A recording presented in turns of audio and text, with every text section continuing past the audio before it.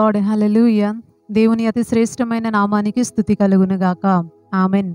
ఉదయకాలపు మన్నా అనే ఈ కార్యక్రమాన్ని చూస్తున్న మీ అందరికీ ప్రభు పేరిట ప్రత్యేకమైన వందనాలు తెలియజేస్తూ ఉన్నాను. పరిశుద్ధ గ్రంథంలో నుంచి దేవుని యొక్క వాక్యాన్ని మనం ధ్యానం చేసుకుందాం. యెషయా గ్రంథం 30వ అధ్యాయం 19వ వచనాన్ని మనం చదువుకుందాం. సియోనులో యెరూషలేములోనే ఒక జనము కాపురముండును. జనమా, నీవిక ఏమాత్రమును కన్నీళ్లు విడువవు. ఆయన నీ మొర్ర విని నిశ్చయముగా నిన్ను కరుణించును. ఆయన నీ మాట వినగానే నీకు ఉత్తరమిచ్చును. దేవునికి స్తోత్రం. హల్లెలూయా. మనం చదువుకున్నటువంటి ఈ వాక్య భాగంలో దేవుడు మన విషయంలో ఎలా స్పందిస్తాడు, ఏం చేస్తాడు అనే మాటలు మనకి కనబడుతూ ఉన్నాయి. దేవుని వాక్యం సెలవిస్తుంది, జనమా, నీవిక ఏ మాత్రము కూడా కన్నీళ్లు విడువవు అని. సహజంగా ప్రతి మనిషి జీవితంలో కన్నీరు పెట్టేటటువంటి ఏదో ఒక విషయం ఖచ్చితంగా ఉంటుంది. కొంతమంది కుటుంబాలను బట్టి, వారికి కలిగిన ఆర్థిక ఇబ్బందులను బట్టి, సమస్యల్ని బట్టి, బిడ్డల్ని బట్టి, భర్తని బట్టి, అప్పుల భారాల్ని బట్టి, మానసికపరమైన ఒత్తిడిని బట్టి, భవిష్యత్తును గురించిన ఆలోచనలను బట్టి, ఎన్నో విషయాలను బట్టి ప్రతి మనిషి కూడా కన్నీరు పెట్టడం అనేది జరిగిద్ది. ఒకే సమయంలో జరగకపోయినా ఆయా సమయాలలో పరిస్థితులకు తగినట్టుగా మనం కన్నీరు పెడుతూనే ఉంటాం. ఆ కన్నీరు పెట్టినటువంటి సమయంలో ఎవరైనా వచ్చి మనల్ని ఆదరించి మన కన్నీరు తుడిస్తే బాగుండు అని కూడా ఎదురు చూస్తాం. మీరు కూడా అలా ఎప్పుడైనా ఎదురు చూసారా? విచిత్రమైన విషయం ఏంటి అంటే, మనం అలా బాధపడుతూ ఉన్నప్పుడు ఎవరైనా వచ్చి సహాయపడితే బాగుండు అని ఆశపడినప్పుడు ఎవ్వరూ మన దరిదాపుల్లో కనబడరు. కానీ మనం సంతోషంగా ఉన్నప్పుడు, మన పరిస్థితులంతా కూడా బాగున్నప్పుడు మాత్రం ప్రజలందరూ మనతోనే ఉన్నట్టు సంతోషంగా మన ఆనందంలో వాళ్ళు కూడా పాలుపంపులు పొందుతూ మనతోనే ఉంటారు. ఇది సర్వసాధారణంగా జరిగే విషయమే. కానీ కన్నీరు పెట్టేటటువంటి సమయంలో మనతో ఉన్నటువంటి వ్యక్తులే మనల్ని నిజంగా నిస్వార్థంగా ప్రేమించేటటువంటి వ్యక్తులు. అలాంటి వారిని కలిగి ఉండటం అనేది చాలా గొప్ప విషయం. ఒకవేళ మీ యొక్క కష్టంలో, మీ యొక్క కన్నీళ్లలో ఎవరైనా పాల్పంపులు పొందే వ్యక్తులైతే కనుక, మీతో కలిసి మీ యొక్క శ్రమలో కూడా నడుస్తున్న వారైతే కనుక వారిని పోగొట్టుకోకుండా చూసుకోండి. దేవునికి స్తోత్రం. హల్లెలూయా. అయితే ఎక్కువ శాతం మనుషులు మనతో ఉండరు. మనం ఒంటరిగానే మిగిలిపోతాం. మన కష్ట సమయంలో మనం కన్నీరు పెట్టుకునేటప్పుడు, బాధపడేటప్పుడు, కృంగిపోయేటప్పుడు మనం మాత్రమే మనం ఉండిపోతాం. మన కుటుంబం కూడా మనకి అనేక సందర్భాలలో సహాయం చేయదు. అయితే దేవుని వాక్యం ఏం సెలవిస్తుంది అంటే, ఇప్పుడు వరకు నీవు కన్నీరు పెట్టుకున్నావు కదా, ఇప్పుడు వరకు ఒక విషయాన్ని బట్టి నీవు ఏడుస్తున్నావు కదా, ఇప్పుడు వరకు నీ యొక్క పరిస్థితుల ప్రభావాన్ని బట్టి, నీ కుటుంబంలో ఉన్నటువంటి వ్యక్తుల్ని బట్టి నువ్వు బాధపడుతూ, కృంగిపోతూ, ఏడుస్తూ ఉన్నావు కదా, ఎవ్వరికీ కనపడకుండా, బయటికి తెలిస్తే పరువు పోతుంది అని ఎవ్వరికీ తెలియకుండా మంచం మీద పడుకొని, లేదా సీక్రెట్గా రహస్యమైన స్థలాల్లోనికి వెళ్ళిపోయి మంచం మీద పడుకొని ఎవ్వరికి కనపడకుండా దుప్పటి ముసుకేసుకొని ఏడుస్తూ ఉన్నావా? అలా అయితే కనుక ఈరోజు ఈ మాట ద్వారా దేవుడు మనతో మాట్లాడుతున్నాడు. నీవిక ఏ మాత్రము కూడా కన్నీళ్లు విడువవు. దేవునికి స్తోత్రం. హల్లెలూయా. నీవింక ఏ మాత్రం కన్నీళ్లు విడువు. ఇప్పుడు వరకు ఏడ్చావు, బాధపడ్డావు, దుఃఖపడ్డావు, కృంగిపోయావు. కానీ ఇకపైన నువ్వు కృంగిపోవు, ఇకపైన నీవు కన్నీళ్లు పెట్టుకోవు, ఇకపైన నువ్వు దిగులు పడాల్సిన అవసరం లేదు, రహస్య స్థలాల్లోనికి వెళ్ళి ఏడవలసిన అవసరం లేదు. ఎందుకంటే దేవుడు కరుణించే సమయాలు వచ్చాయి. దేవునికి స్తోత్రం. హల్లెలూయా. దేవుడు అంటున్నాడు, నీవిక ఏ మాత్రము కన్నీళ్లు విడువవు. ఆయన నీ మొర్ర విని నిశ్చయముగా నిన్ను కరుణించును. ఎందుకు ఆ సమయం అయిపోయింది అని అంటే, ఎందుకు ఇంకా నువ్వు ఏడవ్వు అని దేవుని వాక్యం సెలవిస్తుంది అంటే, దేవుడు మన మొర్ర విని నిశ్చయముగా మనల్ని కరుణిస్తాడట. మనం ఏదైతే మూలుగుతూ ఉన్నామో, ఏదైతే అంతరంగంలో మనం దుఃఖపెట్టుకోవడానికి కారణం అయ్యిందో, దాని విషయంలో దేవుడు మన ప్రార్థనని విని, మన మొరని విని దేవుడు నిశ్చయముగా మనల్ని కరుణిస్తాడట. మరొక మాట రాయబడి ఉంది, ఆయన నీ మాట వినగానే నీకు ఉత్తరమిచ్చును.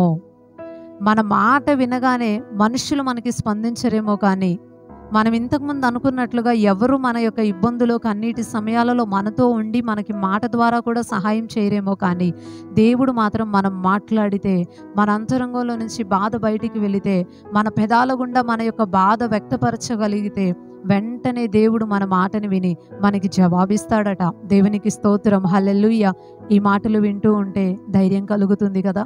ఈ మాటలు వింటూ ఉంటే చాలా నూతనమైన ఉత్సాహం వచ్చేస్తుంది కదా. ఇప్పుడు వరకు ఏడ్చిన కన్నీరంతా కూడా తుడుచుకొని పెదాలపైకి చిరునవ్వు వస్తుంది కదా. మనం ఆరాధించేటటువంటి దేవుడు మనకి సంతోషాన్ని ఇచ్చే దేవుడు, కన్నీటిని తుడిచివేసేటటువంటి దేవుడు, మన కష్టకాలంలో మనతో ఉండేటటువంటి దేవుడు, మనం మాట్లాడగానే మనకి జవాబిచ్చేటటువంటి దేవుడు, మన పైన దేవుడు కరుణ చూపించేటటువంటి సమయాలు ఆయన దగ్గర ఉన్నాయి. దేవునికి స్తోత్రం, హల్లెలూయా. ఆయన మన మొర విని నిశ్చయముగా కరుణ చూపించేటటువంటి దేవుడు. సమస్య నుంచి ఏ ఇబ్బందితో మనం ఉన్నామో, ఏ విషయాన్ని బట్టి కన్నీరు పెట్టుకుంటున్నామో దాని నుంచి దేవుడు రక్షిస్తాడు మనల్ని. గొప్ప దేవుడు ఆయన. దేవునికి స్తోత్రం, హల్లెలూయా. అయితే ఈ మాటల్ని నేను ముగించబోయే ముందు ఒక మంచి మాటని గుర్తు చేయాలనుకుంటున్నాను. ఈ ఆశీర్వాదాలన్నీ ఎవరికి కలుగుతాయి? ఎవరు ఇంక పైన కన్నీళ్లు విడవని అవసరం లేదు. ఎవరికి దేవుడు కరుణ చూపిస్తాడు, ఎవరికి దేవుడు వారి మాట విని ఉత్తరం ఇస్తాడు అంటే, మనం చదువుకున్న వచనంలోనే రాయబడి ఉంది. ప్రారంభ లైన్ని మనం చదువుకుంటున్నాం. సియోనులో, యెరూషలేములోనే ఒక జనము కాపురముండును. జనమా అంటూ ప్రారంభించారు. దేవునికి స్తోత్రం, హల్లెలూయా. అంటే ఎవరైతే దేవుని సన్నిధిలో ఉంటారో, సియోను అనగా దేవుని సన్నిధికి గుర్తు. ఎవరైతే దేవుని సన్నిధిలో ఉంటారో, కాపురం ఉంటారో, కాపురం అనేది నివాసము ఉండేటటువంటి స్థలం, ఓ పర్టిక్యులర్ ప్లేస్లో స్థిరంగా ఉండేటటువంటి స్థలం. మీరు ఎక్కడ కాపురం ఉంటున్నారు అండి అని అంటే, మేము దొనమండలో ఉంటున్నామండి అని చెప్పొచ్చు. ఎందుకనంటే మేము నివసించేది ఇక్కడ కాబట్టి. మీరు ఎక్కడ ఉంటున్నారు అని ఎవరైనా మనల్ని అడిగితే, మనం ఎక్కడైతే ప్రస్తుతం నివాసం చేస్తున్నామో, మనం ఎక్కడైతే స్థిరంగా ఉన్నామో దానిని మనం చెప్పొచ్చు. మనము దేవుని దగ్గర నుంచి ఈ ఆశీర్వాదాలన్నీ పొందుకోవాలి అంటే మనము యెరూషలేములోనే కాపురం ఉండాలి. సియోను అనగా దేవుని సన్నిధిగా పిలువబడే స్థలంలోనే మనం కాపురం ఉండాలి, నివసించాలి, స్థిరంగా ఉండాలి. కదిలిపోతూ చంచలత్వంగా ఉంటూ కాసేపు ఇక్కడ, కాసేపు బయట, కాసేపు ఒకలాగా, ఇంకాసేపు ఇంకొకలాగా, ఇక్కడ ప్రార్థనలో ఉంటేనేమో ఒకలాగా, బయటికి వెళ్ళిపోతేనేమో ఇంకొకలాగా, ఇలా కనుక్కున్నట్లయితే దేవుడు మనకి ఏ సహాయం కూడా చేయడు. మనం ఎక్కడున్నా ఒకే రీతిగా ఉండాలి, స్థిరంగా ఉండాలి, స్థిరమైన మనస్సుతో ఉండాలి. దేవుని సన్నిధిని ఏం జరిగినా విడిచిపెట్టకుండా మనం ఉండాలి. అప్పుడు దేవుడు ఆయన దగ్గర ఉన్న ఈ ఆశీర్వాదాలన్నీ మనకిస్తాడు. కన్నీరు తుడుస్తాడు, మన మాట విని ఉత్తరం ఇస్తాడు, కరుణ చూపిస్తాడు. గొప్ప దేవుడు కదా. అలాంటి దేవుణ్ణి వదిలిపెట్టుకోకండి. ఒకవేళ నమ్మని వ్యక్తులైతే కనుక ఆయనని నమ్ముకోండి. ఆయన దగ్గర చాలా ఆశీర్వాదాలు ఉన్నాయి. ఆయన దగ్గర మీకు సంతోషం కలుగుతుంది. ఆయన మీకు అన్నిటిని తుడుస్తాడు, మీకు స్పందిస్తాడు, సహాయం చేస్తాడు. ప్రభు పాదాలను ఆశ్రయించండి, ఖచ్చితంగా కార్యాలు జరుగుతాయి. పరిశుద్ధ గ్రంథంలో ఈ వాక్యాన్ని ఆధారంగా చేసుకొని కొంతమంది ప్రజల్ని నేను మీకు గుర్తు చేయాలనుకుంటున్నాను. ఇశ్రాయేలీలు పరిశుద్ధ గ్రంథంలో మనకి చాలా ఎక్కువగా కనిపిస్తారు. దేవుడు ప్రతిష్ఠించుకున్నటువంటి జనం.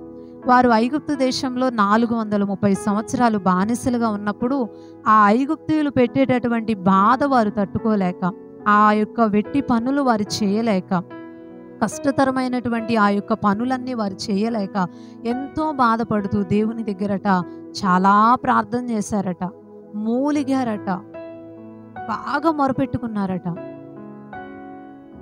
మూలిగారు అనే మాట మనకు అక్కడ నిర్గమకాండ గ్రంథంలో కనిపిస్తూ ఉంటుంది. 2వ అధ్యాయం చివరి వచనాలలో మూలగటం అనేది ఏడ్చి ఏడ్చి ఏడ్చి ఇంకా ఏడ్చేటటువంటి ఓపిక లేక ఇక మూలుగుడే వచ్చేస్తుంది. అంతగా వారు ప్రార్థన చేశారు, అంతగా వాళ్ళు మూలిగారు. అప్పుడు దేవుడు మోషేతో మాట్లాడుతూ అన్నారు, ఐగుప్తీయులు నా ప్రజల్ని పెట్టే బాధని నేను చూశాను, వారి యొక్క మూలుగుని నేను విన్నాను, వారి కన్నీటిని నేను చూశాను, వారి బాధ, వారు పెట్టినటువంటి మొర్ర నా దగ్గరికి చేరింది. అందుకోసం నేను నిన్ను పంపిస్తున్నాను.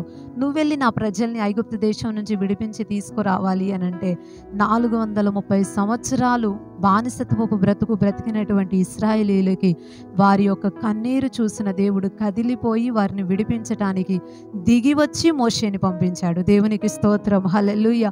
దిగి వచ్చి మోషేని పంపించి ప్రజలందరినీ కూడా విడిపించి వారి నోటి నిండా నవ్వు పెట్టేశారు. సంతోషాన్ని దేవుడు ఇచ్చేశాడు. పరిశుద్ధ గ్రంథంలో ఒక వాక్యాన్ని మనం ఇలా చదువుకొని ఈ మాటల్ని మనం ముగించుకుందాం.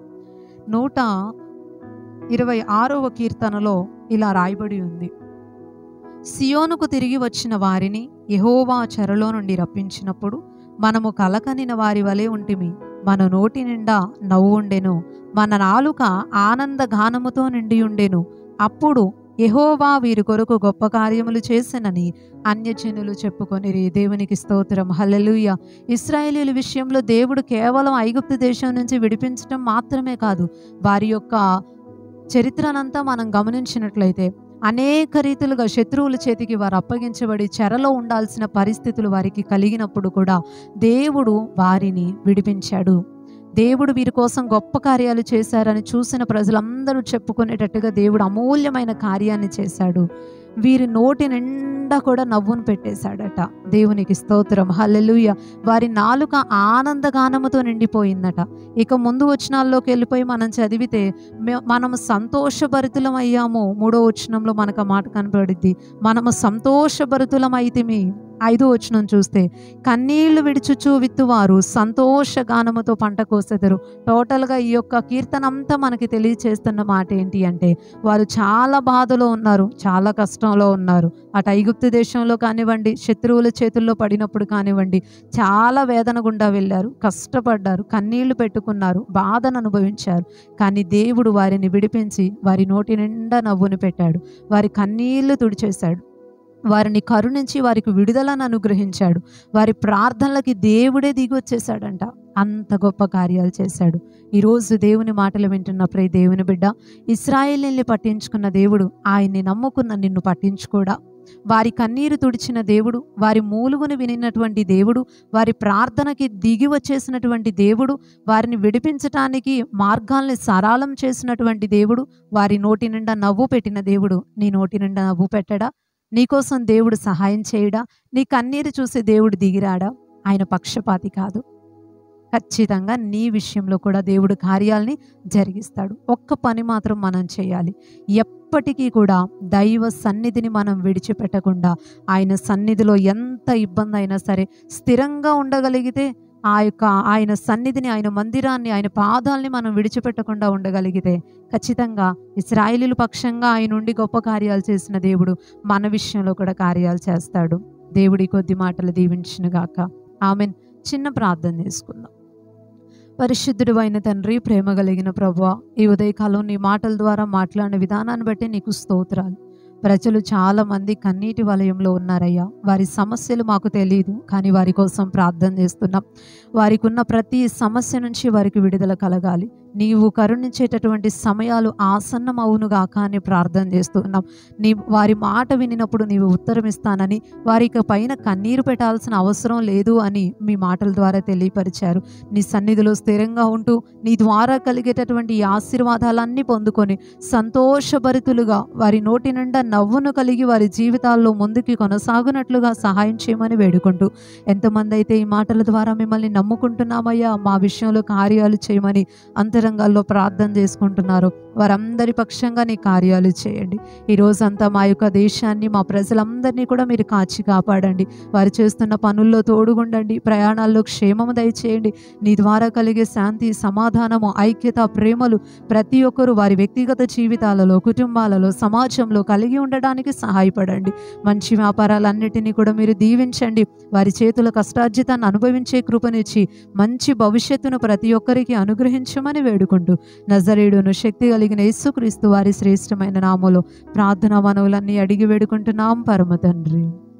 ఆమేన్, ఆమేన్. అందరికీ ప్రైజ్ ది లార్డ్ అండి.